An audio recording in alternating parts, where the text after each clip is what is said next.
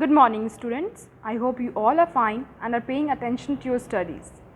Today, we will be studying the chapter 5 of your literature book, that is Learning to Fly. Let's start.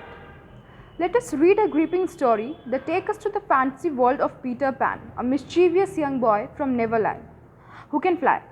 What happens when he tries to convince Wendy Darling and her two brothers to follow him to Neverland? How will he teach them to fly? So this story, Learning to Fly, is about a very mischievous young boy called Peter Pan who lives in Neverland. वो जो Neverland है it's a fancy world मतलब N imaginative world, ऐसा world, ऐसी दुनिया जो reality में exist नहीं करता, ये बस स्टोरीज़ में ही आप देख सकते हो या सुन सकते हो इनके बारे में. ये उसके फैंसी वर्ल्ड नेवरलैंड के बारे में है और फिर ये इस बारे में भी है कि वो कैसे वेंडी और उसके दोनों ब्रदर्स को अपने साथ नेवरलैंड में जाने के लिए रेडी करता है. और पीटर पैन के पास एक स्पेशल पावर भी थी फ्लाई करने की, वो उड़ सकता था. तो वो कैसे वेंडी को और उसके दोनों भाइयों को उड़ने के लिए सिखाता है और अपने साथ अपने फैंटेसी वर्ल्ड नेवरलैंड में ले जाता है, ये स्टोरी उस बारे में है. Let's start. Peter admitted that he came to the nursery window not to see Wendy but to listen to stories. You see, I don't know any stories. None of the lost boys in Neverland know any stories. Do you know, Peter asked, why swallows build nests in the eaves of houses? It is to listen to the stories. तो Peter Wendy के room की खिड़की के पास आता है और Wendy के पास आके एडमिट करता है, उसको बताता है कि वो रोज़ उनके कमरे में, नर्सरी मतलब चिल्ड्रन जहाँ रहते हैं, रूम ऑफ चिल्ड्रन, ओके. तो वेंडी और उसके दो छोटे छोटे भाई जिस रूम में रहते थे उसको यहाँ पे नर्सरी रूम बोला गया है. तो वो नर्सरी रूम के विंडो के पास आकर वेंडी को बताता है कि वो रोज़ उनके रूम में उनको देखने के लिए नहीं, बल्कि जब उनकी मदर वेंडी को और उसके दोनों भाइयों को स्टोरी सुनाती है तो वो स्टोरी सुनने के लिए उठ के खिड़की के पास आता है और रोज़ उनकी मदर जो उनको स्टोरी सुनाती है वो सुनता है. एंड वो ये भी बताता है कि नेवरलैंड में जितने भी बच्चे हैं उसके एज के, उनमें से किसी को भी कोई भी स्टोरी नहीं मालूम, इसलिए उसे स्टोरी सुनना बहुत अच्छा लगता है. And he also tells her that जो स्वेलोज होती हैं वो इसलिए घर के रूफ में नेस्ट बनाती है ताकि वो भी उसकी तरह स्टोरीज़ को सुन सकें. Oh Wendy, your mother was telling you such a lovely story. Which story was it? About the prince who couldn't find the lady who wore the glass slipper. Peter, said Wendy excitedly. That was Cinderella, and he found her, and they lived happily ever after. तो Peter Wendy से पूछता है कि वो कौन सी story थी जो उसकी मदर उसको एक दिन सुना रही थी. फिर वेंडी उससे पूछती कि किस स्टोरी के बारे में पूछ रहा है. तो बताता है कि उस स्टोरी में एक प्रिंस होता है जो उस लड़की को ढूंढते रहता है जिसने ग्लास स्लीपर पहना हुआ होता है. तो फिर उसको वेंडी पूरी स्टोरी बताती है और बोलती है कि वो सिंड्रेला की स्टोरी थी और प्रिंस लास्ट में सिंड्रेला को ढूंढ लेता है और फिर वो दोनों हमेशा खुशी खुशी साथ में रहते हैं. Peter was so glad that he rose from the floor where they had been sitting and hurried to the window. Where are you going? She cried with misgiving. To tell the other boys. Don't go, Peter, she entreated. I know lots of such stories. He came back and there was a greedy look in his eyes now. Wendy, do come with me and tell the other boys. Of course. She was very pleased to be asked, but she said, oh dear, I can't. Think of mommy. Besides, I can't fly. तो Peter जब अपने जहाँ वो बैठा होता है, वो और वेंडी जहाँ बैठ के बात कर रहे होते हैं, वहाँ से जब वो उठ करके फ्लाई करके विंडो के पास जाने लगता है तो वेंडी उससे पूछती कि वो कहाँ जा रहा है. तो वो उसको बताता है कि वो ये पूरी स्टोरी अपने फैंटेसी वर्ल्ड में जाकर अपने जहाँ वो रहता है नेवरलैंड में, वहाँ जाकर बाकी बच्चों को भी सुनाएगा. तो वेंडी उसको बोलती है कि उसे अभी नहीं जाना चाहिए क्योंकि उसे और भी बहुत सारी स्टोरीज़ आती है जो उसको वो सुनाना चाहती है. ये सुनकर पीटर रुक जाता है और फिर वो वेंडी को रिक्वेस्ट करता है कि वो सिर्फ उसे नहीं बल्कि नेवरलैंड के जितने भी बच्चे हैं उन सबको वो चल के वो स्टोरी सुनाए. तो ये सब कुछ सुनकर वेंडी बहुत खुश होती है और उसे अच्छा लगता है कि पीटर ने उसे अपने साथ नेवरलैंड चलने के लिए बोला. बट फिर वो बोलती है कि वो अपनी मम्मी को छोड़कर यहाँ पे उसके साथ नहीं जा सकती और इसके अलावा उसे उड़ना भी नहीं आता, इसलिए वो उसके साथ फ्लाई भी नहीं कर पाएगी. I'll teach you. Oh, how lovely to fly. I'll teach you how to jump on the wind. I'll teach you how to jump on the wind's back and then away we go. Oh, she exclaimed enthusiastically. Wendy, when you are sleeping in your silly bed, you might be flying about with me, talking to the stars. Oh, And Wendy, there are mermaids with tails, such long tails. Oh, cried Wendy to see a mermaid.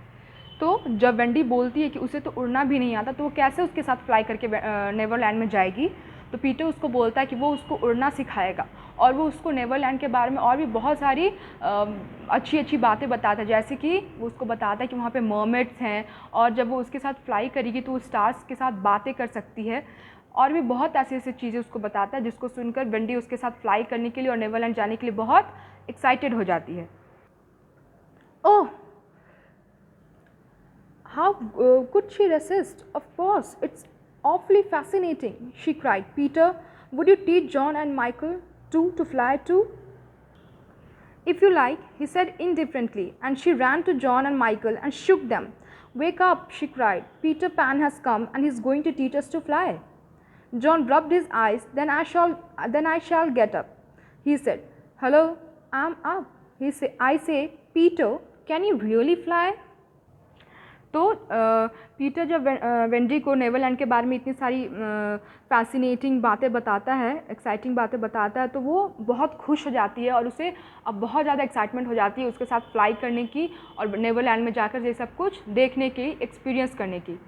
तो वो Peter से request करती कि वो उसके दोनों भाइयों John और माइकल को भी उड़ना सिखा दे ताकि वो दोनों भी उसके साथ नेवरलैंड उसके साथ उड़ कर जा सकें। पीटर बोलता है कि अगर वो ऐसा चाहती है तो वो उसको उसके भाइयों को भी सिखा देगा। इनडिफरेंटली मतलब लाइक नॉट वांटिंग, मतलब बिना इंटरेस्ट के बोलता है। जस्ट बिकॉज वेंडी चाहती थी इसलिए वो जॉन और माइकल को उड़ना सिखाने के लिए रेडी हो जाता है। फिर वेंडी जा कर के अपने दोनों भाइयों को उठाती है और वो दोनों भी ये सुनकर कि पीटर उनको उड़ने के लिए सिखाने आया है, एक्साइटेड होकर तुरंत उठ जाते हैं। फिर जॉन जो है पीटर से पूछता है कि क्या वो सच में उड़ सकता है।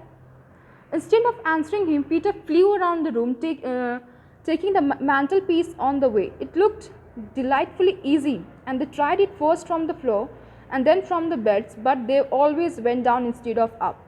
I say, how do you do it? Asked John, rubbing his knee. He was quite a practical boy.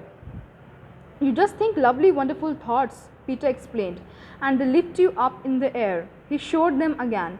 You were so nippy at it, John said. Couldn't you do it very slowly once? Nippy means very fast.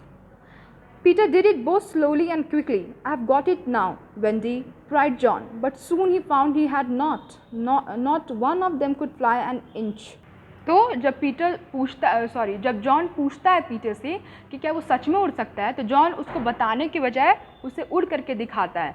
वो पूरे room में round circle करके उड़ करके उनके पास वापस आ जाता है। ये सब कुछ देख करके तीनों भाई बहन बहुत एक्साइटेड हो जाते हैं और फिर वो तीनों भी ट्राई करते हैं उड़ने के, पर तीनों में से कोई भी कामयाब नहीं हो पाता, कोई भी फ्लाई नहीं कर पाता। वो तीनों ऊपर उठने के बजाय बार बार नीचे गिर जाते हैं।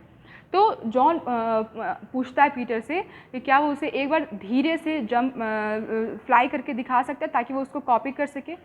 तो पीटर जो है धीरे से भी और बहुत तेज़ भी फ्लाई करके उनको दिखाता है, बट फिर भी तीनों में से कोई भी 1 इंच भी ऊपर नहीं उठ पाते हैं। तो फिर पीटर से वो पूछते हैं कि आखिर वो कैसे उड़ पाता है, क्या है जिससे उसको उड़ने में हेल्प मिलती है, टेक्निक क्या है उड़ने की। तो वो उनको बताता है कि जब वो अच्छे थॉट सोचेंगे अपने दिमाग में, अच्छे ख्यालात लाएंगे अपने दिमाग में, तो वो उनको ऊपर उठने की लिफ्ट अप होने की पावर देंगे। Of course, Peter had been trifling with them, for no one can fly unless the fairy dust has been blown on him. Fortunately, one of his hands was messy with it, and he blew some on each of them, with the most superb results. Now just wiggle your shoulders this way, he said, and let go. They were all on their beds, and gallant Michael let go first. He did not quite mean to let go, but he did it, and immediately he was borne across the room. तो उतनी देर से Peter सिर्फ बातें बना रहा था, क्योंकि जब तक फेरी डस्ट किसी के ऊपर भी नहीं डाला जाता तब तक वो उड़ नहीं सकता था। तो फॉर्चुनेटली उस वक्त पीटर के जो हाथ हैं, एक हाथ में फेरी डस्ट लगा हुआ था, चिपके हुए थे उसके हाथ में। तो पीटर वो फेरी डस्ट उन तीनों के ऊपर, वेंडी और उसके दोनों भाइयों के ऊपर हल्का हल्का उनके ऊपर थ्रो कर देता है। और जब जैसे ही वो फेरी डस्ट उन तीनों के ऊपर पड़ता है, वो तीनों भी फ्लाई करने लगते हैं. Now all the three brothers and sisters along with Peter were flying across the room.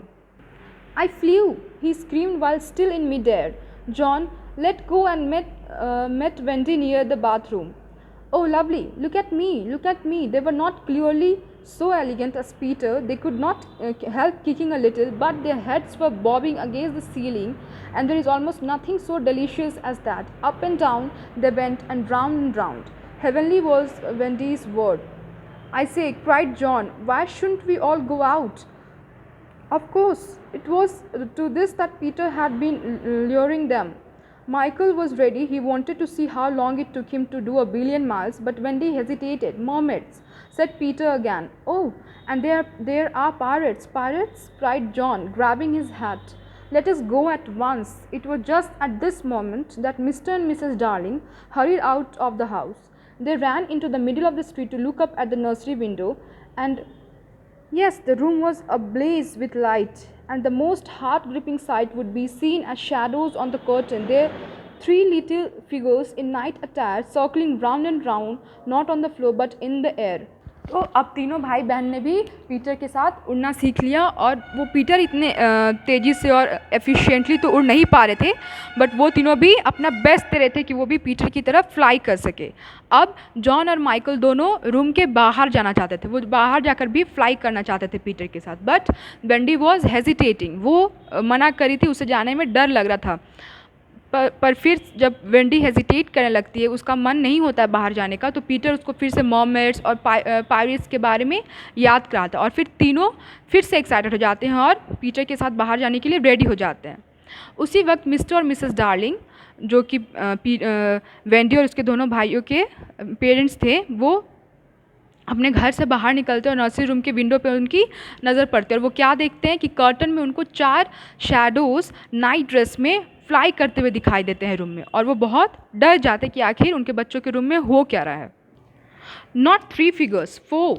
In a tremble they opened the street door. Mr. Darling would have rushed upstairs, but Mrs. Darling signed him to go softly.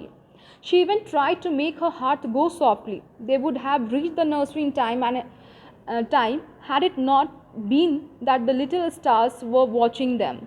They blew the window open, and the smallest star of all called out, "Look out, Peter!" Then Peter knew that there was not a moment to lose. "Come!" he cried, and soared out at once into the night, followed by John and Michael and Wendy.